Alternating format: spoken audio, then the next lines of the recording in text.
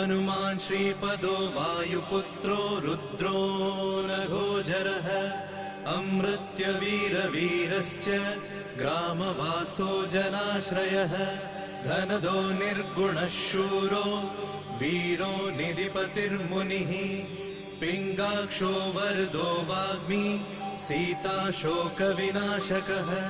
शिवः शर्वत्परो व्यक्तो व्यक्ताव्यक्तो धराधरः पिङ्गकेशः पिङ्गरोमा श्रुतिगम्यः सनातनः अनादिर्भगवान् देवो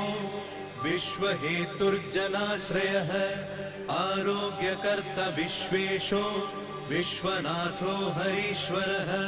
भर्गो रामो रामभक्तः कल्याणप्रकृतिस्थिरः